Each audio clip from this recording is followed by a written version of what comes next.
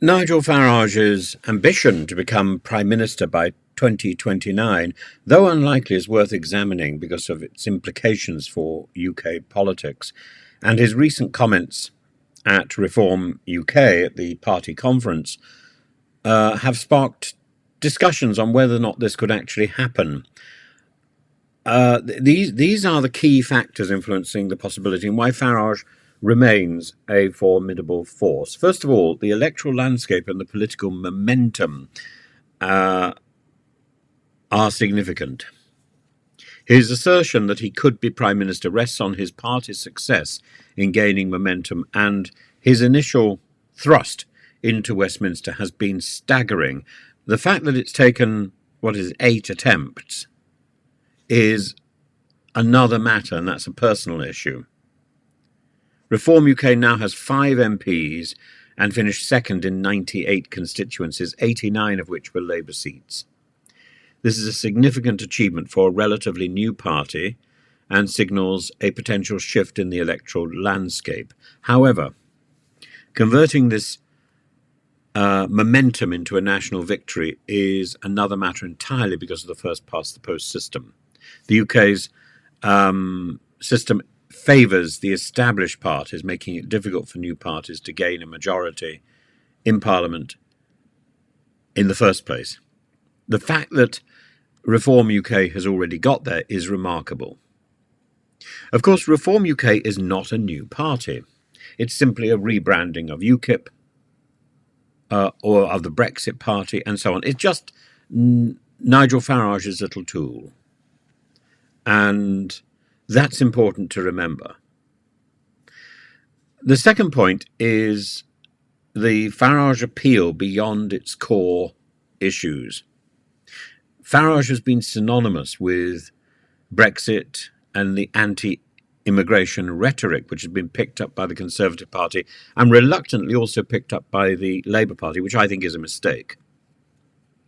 It's resonated with a vocal part, a segment of the electorate. However, for Reform UK to challenge the major parties, it must broaden its policy appeal. And Farage himself acknowledges this, stating the need to grow up and professionalise the party. And while his charisma, which is undoubted, remember, we've talked about charisma in the past. Charisma is not about whether somebody is nice, but about whether somebody has this energy which resonates, particularly through a television screen. Hitler had it, Mussolini had it, many of the recent popes have had it. While his charisma and leadership are assets, the party's long-term success depends on its ability to present a comprehensive policy platform that addresses issues beyond its traditional focus. Because a party is not going to be elected in a sort of presidential way on the basis of the charisma of the leader. That's not enough. Farage is a polarising figure, admired by many for his role in the Brexit campaign, but equally criticised for his association with a specific brand of right-wing politics. His admission that some Reform UK candidates were perceived as racist shows an awareness of his party's image problem. The fact that his former manager was a member of the National Front tells you a great deal. The fact that that former manager is now a councillor in his own constituency also tells you a great deal. Efforts to vet candidates more rigorously and to distance the party from extremism could help. But when you look at Nigel Farage's association with these far-right racist groups like the National Front, like the BNP, like the EDL, it's about image manipulation. It's about covering up the past rather than genuinely rooting out the danger. This is something that I noticed a long time ago when I infiltrated UKIP. And I was talking about this to somebody the other day, and I was saying, why did I do it? Well, I had a suspicion that there was a racist problem, but if there was not a racist problem, I felt that the need to challenge the failures in Europe meant that an organization like UKIP was possibly a good idea. I certainly didn't see UKIP as the organization that would promote Brexit, but I certainly saw it as an organization that might challenge the nature of Europe. In the back of my mind, I think if it wasn't something I was going to expose for racism, then it was going to be something I would like to have taken over. As it was so fundamentally anchored in racism, and it was simply a matter of finding that evidence, which I found, and I called it out. Specifically, I worked with Humza Yousaf to call it out, and I'm pleased that I did that. I'm sorry I didn't make more fuss at the time. I'm sorry I didn't make a bigger splash. I was on the front page of the Daily Mail. I was on the BBC about it. I had the pleasure of telling Farage that you can't toss this off with over a pint of beer, which I was happy with the expression. But I was also told that I was throwing the toys out of the pram. The amount of aggressive feedback that I got, which attacked me and my family directly, made me seriously worry about my safety. And I was worried particularly about getting a brick through the window, particularly while I was away from my home teaching. So I didn't do these things lightly. And do I regret it? No, not at all. I think it was the right thing to do. As for Farage's chances of becoming Prime Minister requires not just winning seats but forming a government, usually through a parliamentary majority. And given the dominance of the Conservative and Labour parties, this is a daunting task. Even with significant electoral gains, Farage would likely need to enter into a coalition or seek other strategic alliances, complicating his path to number 10, or possibly even simplifying it. A relationship with the Conservative Party could well structure a Farage ascendancy, could well see Farage getting into number 10. In the end, the barometer swings, and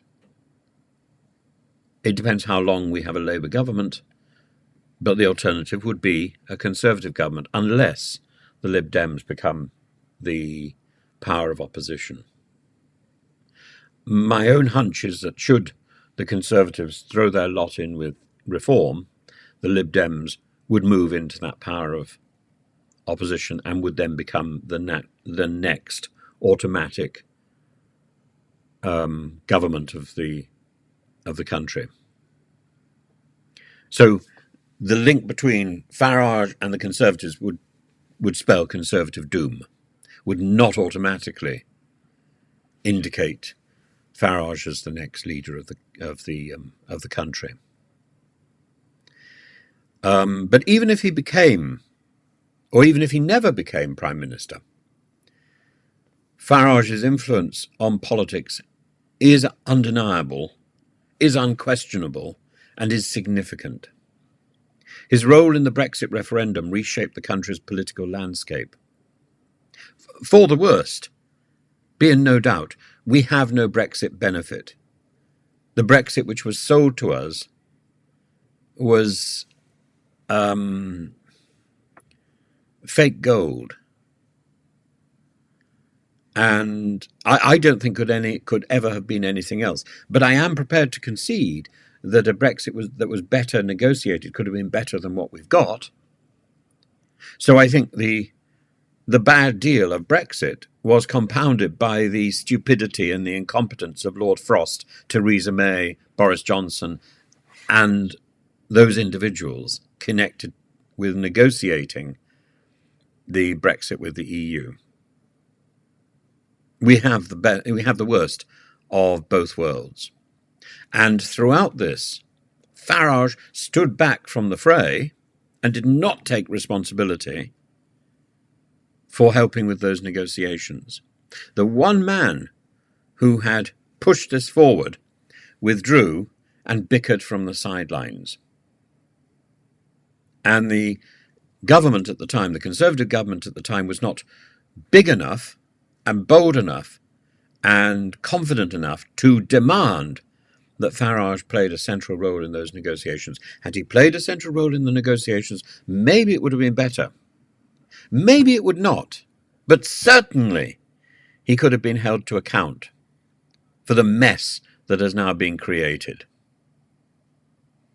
I think the moment the Brexit referendum was decided, Farage should have been put in the House of Lords. Apparently he was offered a peerage and he turned it down. I don't think he should have had an opportunity to turn it down, as I don't think any former politician should have an opportunity to turn down a peerage. The peerage is the duty of a senior politician, to remain within the Westminster orbit. The idea that a peerage is some sort of great privilege and to swan around in ermine with a title, that is a misnomer. The House of Lords, the House of Peers, is the responsibility of former senior politicians to be on hand, to be answerable, to be held accountable for their actions in office, to be on the estate. And Reform UK could exert pressure on the Conservative Party from the right, much like UKIP did. Even if Farage isn't likely to become the next Prime Minister, Reform UK could well shape policy discussions on issues such as immigration and national sovereignty, certainly if it's in bed with people like Suella Braverman and Kemi Badenoch, as it appears to be.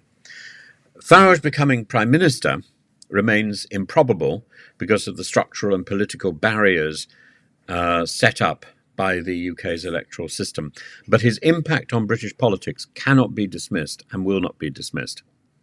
Reform UK's growth suggests that Farage will continue to be a significant force, shaping political discourse, influencing mainstream parties, and his ability to galvanise support around populist issues means that while he may not reside in Number 10, his presence will certainly be felt in Westminster like some sort of sepulchral